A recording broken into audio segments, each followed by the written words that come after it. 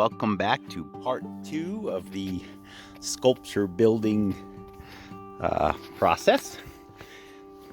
In the last video, if you remember, we managed to round up enough of these older pieces to form the lower section. It'll be similar to this sculpture here. It's kind of what we decided, that the base or the bottom section will be of one type of pieces, and then the top section will be of all this other material, and it'll probably offset at an angle kind of like this one does. I managed to round up another couple pieces that can fit in here before I start the next section, and 3 of those pieces, if my memory serves me, are out in front of the house, buried in the ground. They were the base of one of my first sculptures I actually had in the front yard. I'll show a picture of it here. And today I'm going to dig those up because there's no reason to leave them in the ground. I don't ever plan on putting a sculpture out there again. So I'm going to dig them up and incorporate them into this one. Like I said, I'm not bringing home any more granite, so that suddenly adds value to the pieces that I already have.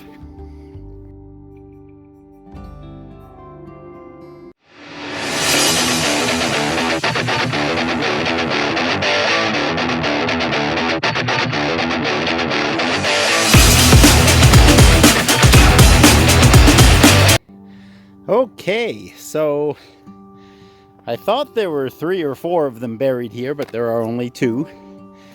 But they're very nice, and they look like they'll match what I was putting in the base back there.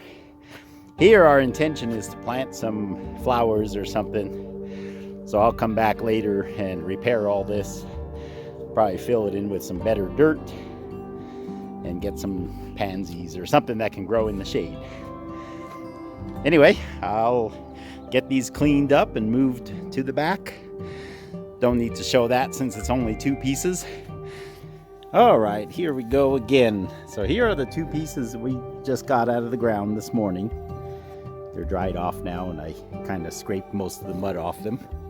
Brought them back here. I also was able to find one more piece of the old style with the angle cuts, and what I'm going to try to do is put this piece under those 2. So I need to take those 2 off because this piece will fit nice on there, and then those 2 will go here, and they'll be offset by 1, but that doesn't matter because when we start the new section it'll blend in just fine.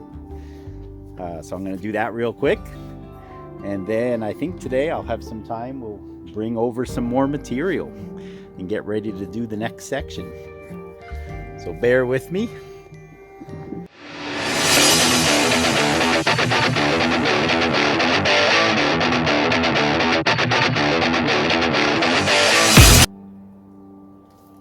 All right, I had to do a little more fudging there than I thought, but I believe I got it to where I like it.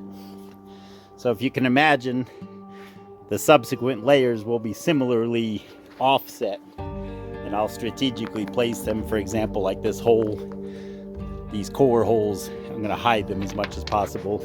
The other thing to remember is they'll be behind rocks. You know, there's going to be rocks sitting in all these empty spaces here, so you really won't see too much, so I'm not being too fussy. But there it is. I think we're ready to start bringing over the rest of the material from the far corner. I'll do that right now, and then we shall commence. Oh, and I forgot to mention this morning, you know what's good about having old piles of rocks around? I found some treasures. You might have seen me placing them up on the wall when I was moving the gravel aside. Here's a beautiful chert nodule and a beautiful piece of banded iron. I don't know how that got left out there, but nice stuff. I'll put those with their respective collections.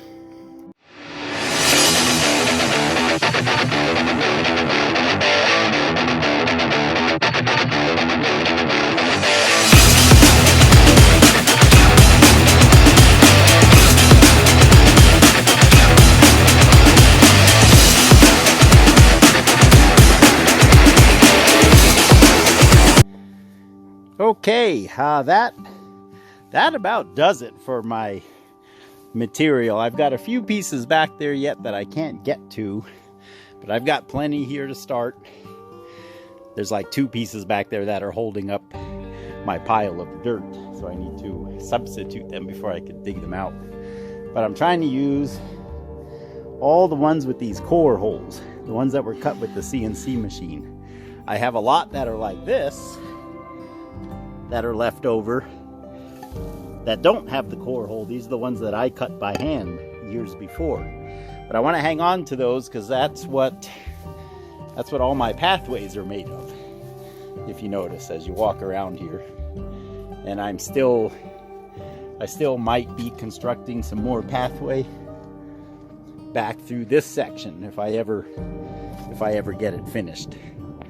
So I want to hang on to those. So this does it for the material. It's all sorted by thickness. I'm thinking the best way, again, this is a new one for me because I have not done a sculpture made of this many different shapes before.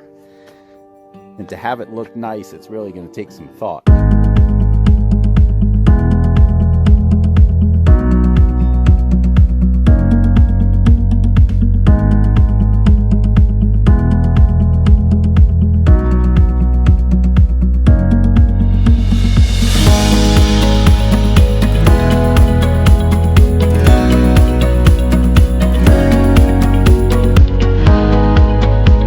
Going to take some thought. So I'm glad I've started filming it, because this will be a new one for me and probably the last one, at least the last one of its nature. What my plan is, it's about to start raining. What my plan is to spread each stack out in a row on the grass, separated then by size and shape. So there are 1, 2, 3, 4, 5, 6 stacks. Of course, this one only has 2. See one that well, it has 3 because this one also. But we'll see what, and they're all different shapes. So I don't know that I'll be able to use any of those. This is going to be, we're going to invent it as we go. But what I'm thinking is we're going to take each stack, spread it out in a row, just going out from it across the grass. So like closest to the wall will be a single shape of all the different thicknesses. Then the next shape and the next shape and so on. And then we'll go from there. Once they're sorted that way, it'll be fairly quick putting it together, I think. Like that white piece, I don't know that I'm going to leave that there. I might use something else. But anyway, I'm just talking out loud to you. I want to share the whole experience with you. Because that's what I promised to do. So the thought processes that I go through and the agony, and a friend of mine asked me last night, how could you move the pieces so many times? Yeah, you know, in the time lapse. So this is a lot of fun. I'm enjoying it. I hope you are too. Thanks for watching. I'm gonna shut her down for now because it's thundering and starting to drizzle a little bit. We'll talk to you tomorrow.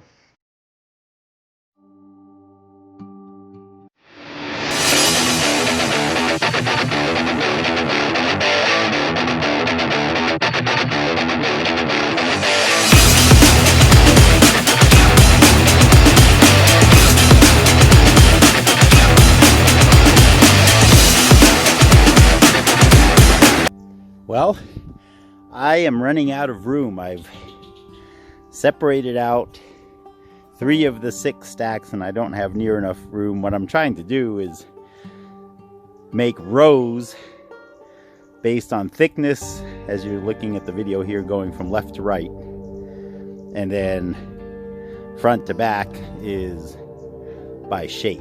So you can see, you can kind of see the pattern developing, but I don't have enough yard to keep going. So I'm going to build what I can with the 3 stacks that I laid out, and then I'll come back and resume.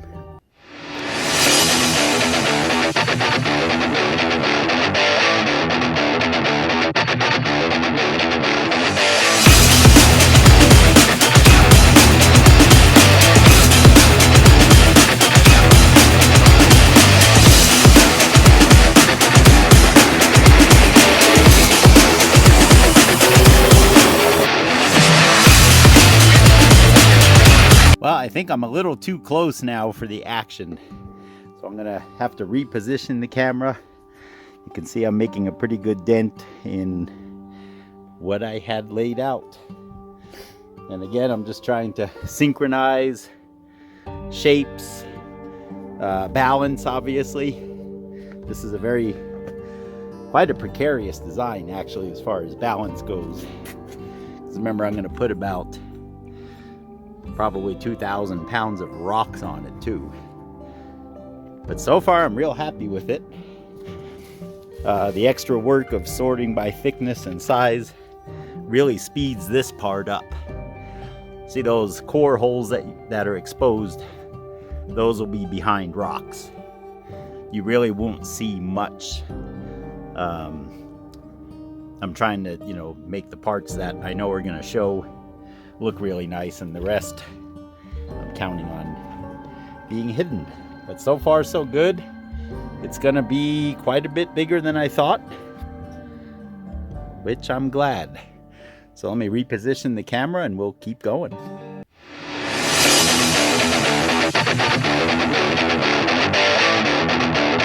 Well, I kind of got to the point where I ran out of granite.